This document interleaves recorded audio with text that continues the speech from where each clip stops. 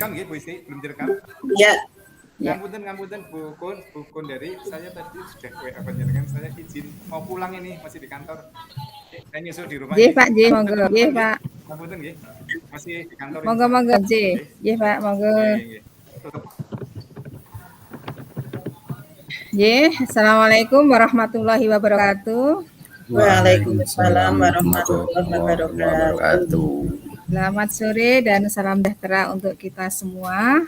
Ibu Bapak yang kami hormati, pada sesi kali ini kita berkesempatan bertemu kembali dalam pelatihan IHT kita.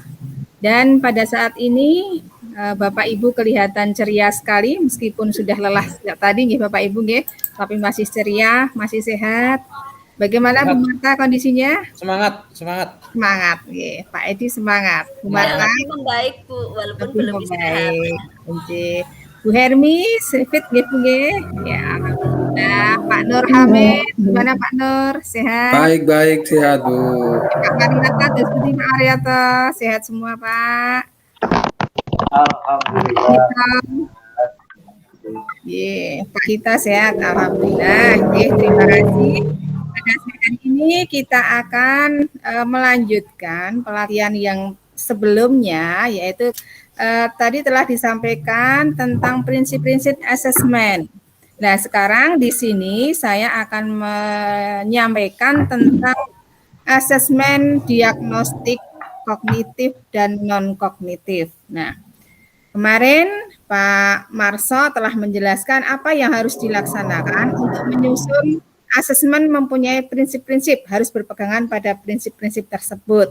Nah, sekarang saya melanjutkan materi berikutnya tentang bagaimana membuat ataupun menyusun asesmen diagnostik dan asesmen non-diagnostik. Nah, tentunya untuk asesmen ini Bapak Ibu juga telah terbiasa menyusun. Nah, inilah perbedaannya kalau di kurikulum 2013 yang telah kita lalui, adakah asesmen Bapak Ibu? Ada tidak? Ada, nggih. Istilahnya Asesmen. beda. Nah, bedanya di mana Pak Edi? Tidak menggunakan istilah asesmen tapi penilaian kalau di kurikulum. Iya, betul sekali ya Pak Edi. Kalau di kurikulum 2013 istilahnya kita adalah penilaian, dan penilaian itu di akhir kompetensi ataupun di akhir dari sebuah rangkaian dalam sumatif. Nah, perbedaannya kalau kita di kurikulum yang ini, yang baru ini, yang ada kita terapkan di sekolah penggerak, kurikulum operasional sekolah, kita menyusun asesmen itu antara lain asesmen diagnostik. Nah, diagnostik itu nanti akan dilakukan oleh guru di setiap pembelajaran. Nah, seperti apa dan bagaimana itu asesmen diagnostik? Mari kita bahas lebih lanjut. Akan saya sampaikan melalui presentasi PowerPoint yang akan saya lakukan ini.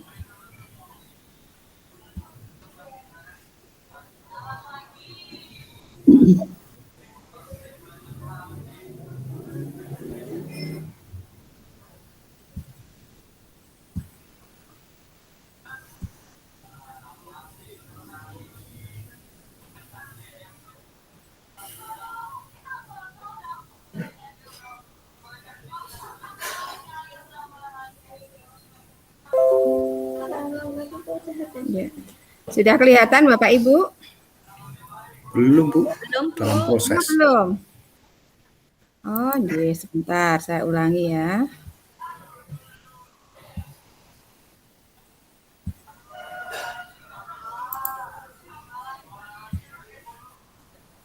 Sudah Bapak Ibu? Belum. Oh. Sebentar Bapak Ibu, sebentar.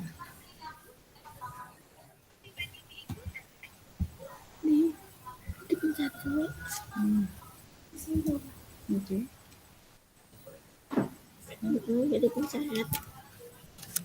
sehat. Itu ya. Suara apa? Maaf saya baru terpental, ini gimana? Suara apa? Iki lho Mas Arsi iki.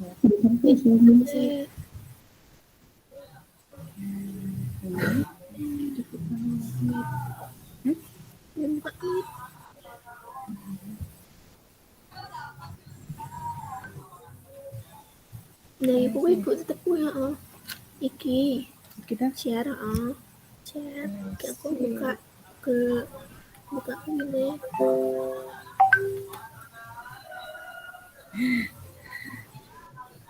Share-nya Sudah salah, Bu. Oh, ada yang salah ya? Maaf. Ini ternyata salah teknis. Maaf. Sebentar. Kita buka PowerPoint-nya dulu. Terus ini. Ya, sekarang Sudah, sudah. Bu. Oh ya. Udah agak kelihatan. Oke. Baik, Bapak Ibu, di sini tadi kita akan berbicara tentang asesmen diagnostik ya. Nah, di sini nanti dalam mempelajari asesmen diagnostik, kita akan apa yang harus kita kuasai tentang konsep asesmen diagnostik, kemudian apa macam-macam asesmen itu terdiri dari kognitif dan non-kognitif, dan bagaimana kita menyusun asesmen tersebut ya. Nah, yang pertama, apa tuh yang dimaksud dengan asesmen diagnostik itu adalah sebuah asesmen yang dilakukan untuk mengetahui kompetensi, kekuatan, dan juga kelemahan dari peserta didik yang akan kita gunakan sebagai dasar untuk melakukan pembelajaran yang akan diberikan. Nah, itu adalah pengertiannya. Berarti ini adalah sebuah langkah awal dari sebuah pembelajaran harus mengetahui tentang kemampuan seorang anak peserta didik kita. Kemudian macamnya ada asesmen diagnostik non-kognitif dengan tujuan untuk mengetahui kesejahteraan psikologis dan sosial emosi siswa, kemudian aktivitas siswa selama belajar di rumah itu seperti apa, serta kondisi keluarga dan pergaulan siswa. Juga gaya belajar, karakter, dan minat siswa itu yang akan kita ketahui dengan non-diagnostik non-kognitif. Kemudian ada 3 tahap yang harus kita lalui, yaitu persiapan, pelaksanaan, dan tindak lanjut. Ya. Kegiatan persiapan itu apa yang akan kita laksanakan? Di antaranya kita menyiapkan pertanyaan-pertanyaan yang akan kita sampaikan ke anak. Jadi kita konsep pertanyaan-pertanyaan kunci sehingga kita akan mengena kepada sasaran yang kita maksud. Seperti misalnya, apa yang kamu rasakan, bagaimana perasaan kamu belajar di rumah, dan sebagainya. Nah, kemudian tahap pelaksanaan itu bisa siswa digunakan atau kan diberi tugas untuk mengekspresikan perasaannya waktu belajar di rumah, bisa melalui menulis, bercerita, menggambar, dan sebagainya. Nah, dari situ guru akan menangkap bagaimana atau kebiasaan siswa di rumah, kebiasaan belajar, pengalamannya belajar, dan sebagainya. Itu untuk pelaksanaannya. Nah, kemudian dari pelaksanaan itu apa yang akan kita peroleh? Nah, dari itu maka kita akan peroleh kalau siswa itu menjawab pertanyaan dengan baik dan benar, kita akan berikan penguatan atau umpan balik ya, umpan balik yang akan diberikan oleh guru. Jadi tidak sekedar bertanya terus kita hentikan, tapi kita akan memberikan balikan entah berupa penguatan atau pertanyaan selanjutnya. Kemudian tindak lanjutnya adalah apabila ada siswa yang secara sekilas kita menangkap bahwa hasil dari asesmen itu negatif, maka kita ajak anak tersebut untuk berdiskusi, bertemu dengan 4 mata, ataupun juga kita bertemu dengan orang tua untuk mengkonfirmasi apa sebenarnya yang sedang terjadi pada diri anak. Itu kalau kita menemukan ada anak yang mempunyai reaksi negatif kepada asesmen yang kita lakukan. Nah, kemudian untuk asesmen diagnostik kognitif itu tujuannya untuk kemampuan dasar siswa dalam sebuah topik pembelajaran. Jadi sejauh mana siswa itu mengetahui atau menguasai kompetensi dasar yang harus dipelajari dalam topik yang akan kita ajarkan. Nah, ini bisa berupa asesmen formatif maupun asesmen sumatif.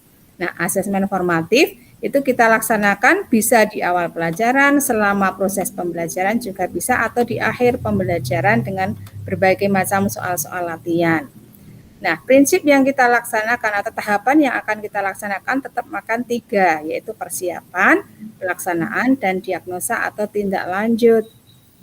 Nah, ini apa persiapan yang perlu kita buat? Di antaranya adalah mengidentifikasi materi, kemudian kita menyusun soal-soal pelatihan dengan kompetensi dasar yang sesuai topik yang akan kita ajarkan paling tidak 2. Kemudian yang di bawah yang sudah kita ajarkan kemarin adalah 6 butir. dan 2 butir soal yang ada di tingkat atasnya, Misalnya 10 itu 2 yang akan kita ajarkan, 6 di bawahnya dan 2 di atasnya. Itu standar dari diagnosa kognitif. Nah, kemudian kita memberikan soal kepada anak-anak, akhirnya akan kita temui rata-rata atau nilai anak. Apakah dia sudah paham benar, apakah paham sebagian, atau tidak paham.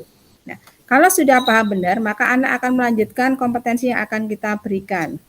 Kemudian untuk paham sebagian, maka anak perlu pendampingan. Seandainya tidak paham, maka dia akan kita beri remedial, pendampingan untuk kompetensi di bawahnya, untuk menuju ke jenjang yang akan kita berikan. Nah, itu adalah contoh-contoh atau langkah-langkah diagnosa kognitif. Nah, ini adalah contohnya dalam menyusun soal-soal. Di sini adalah siswa matematika, mapel matematika kelas 3 SD. Nih. Kemudian hasilnya ini ada yang paham utuh, ada paham sebagian, dan ada yang tidak paham. Nah, di sini Bapak Ibu tentang materi asesmen diagnosa kognitif dan non-kognitif. Ya.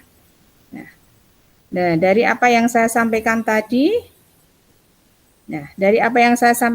apakah ada dari Bapak Ibu yang akan menanggapi atau yang belum jelas tentang asesmen-asesmen tadi? Saya Bu. Ya, silahkan Bu Marta. Ini misalnya untuk mengenal karakter siswa tadi ya, sebelum kita merancang diagnostiknya. Kalau misalnya boleh nggak, atau maksudnya diizinkan nggak sebelum masuk sekolah, sebelum anak itu masuk ke sekolahan, kita pakai atau kita selenggarakan psikotes terlebih dahulu kira-kira. Ini kira-kira sudah familiar apa belum Bu untuk maksudnya membantu mengenal karakter siswa itu? Oke. Menurut Ibu bagaimana? Oke, terima kasih. Itu adalah tanggapan dari Bu Marta. Bolehkah kita sebelum awal masuk pelajaran di awal tahun ya Bu ya, melaksanakan psikotes? Menurut saya sepanjang itu tidak melanggar potensi-potensi kemampuan anak didik ataupun aturan-aturan kedinasan, saya rasa tidak menjadi masalah, karena itu hanya untuk penjajakan saja. Jadi psikotes salah satu termasuknya adalah asesmen itu. Bagian dari asesmen adalah tes psikotes tersebut, Ibu. Namun mungkin ada tambahan dari Bapak Ibu yang lain, monggo tanggapan terhadap. Ada tidak? Boleh, Bu. Ya, monggo Ibu Istiana. Ya. Oh iya, ini saya mau nyuwun presa, Bu. Kapan asesmen diagnostik ini diberikan kepada siswa? Kalau terima kasih ya Bu Istiana. Kapan asesmen itu diberikan kepada siswa? Karena tujuannya untuk penjajakan kemampuan awal, maka alangkah lebih baiknya kalau kita berikan di awal setiap kompetensi yang akan kita berikan. Misalnya kalau sekarang di setiap kegiatan pembelajaran itu, karena kan dalam setiap kegiatan pembelajaran ada kompetensi apa atau materi apa yang akan kita sampaikan. Nah, itu sebaiknya kita jajaki atau tergantung kepada tujuan pembelajaran yang akan kita berikan.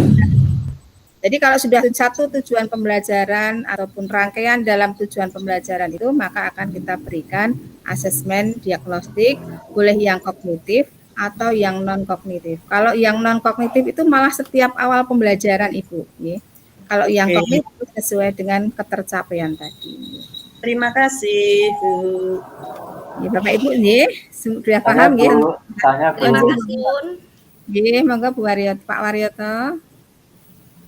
Oh iya, ini saya belum begitu paham terkait asesmen non-kognitif itu bentuknya kira-kira dengan apa saja ya Bu? Terima kasih. Ya, terima kasih. Ada tanggapan dari Pak Waryoto. Mungkin ada Bu Hermi atau siapa yang menanggapi?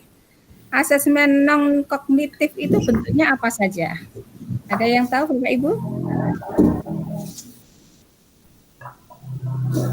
Asesmen non-kognitif menurut saya itu di luar pengetahuan ya Bu, seperti contohnya ya di luar pengetahuan, misalnya seperti keterampilan psikomotor itu Bu, itu termasuk non-kognitif.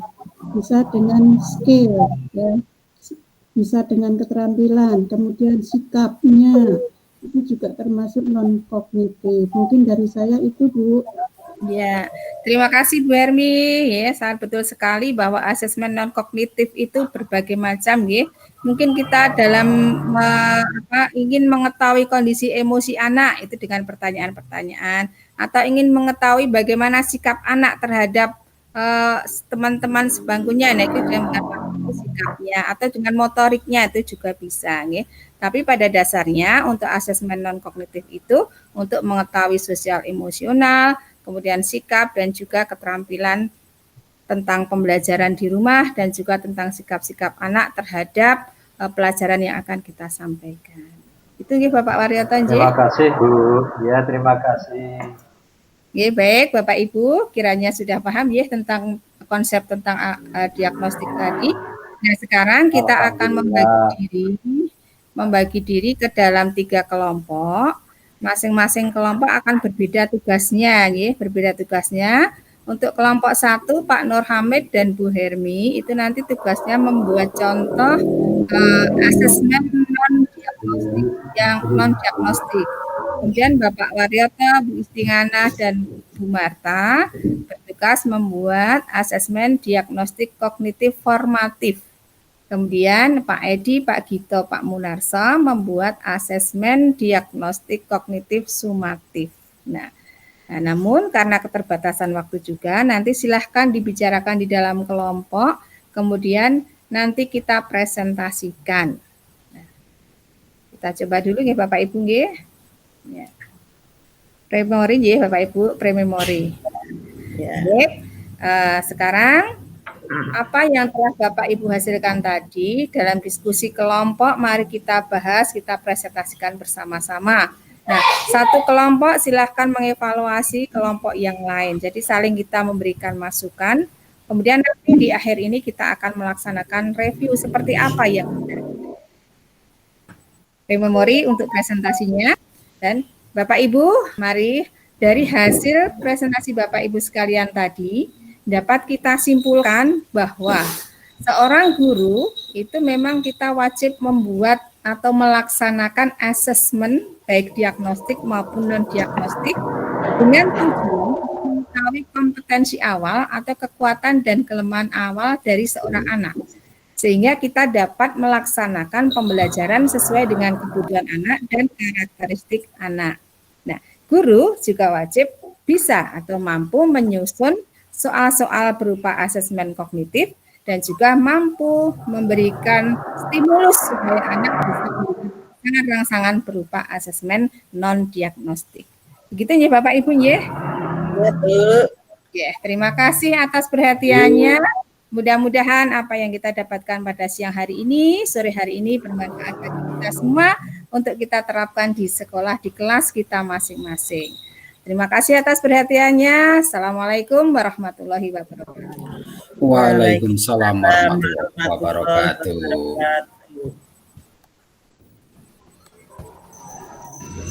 Stop, please.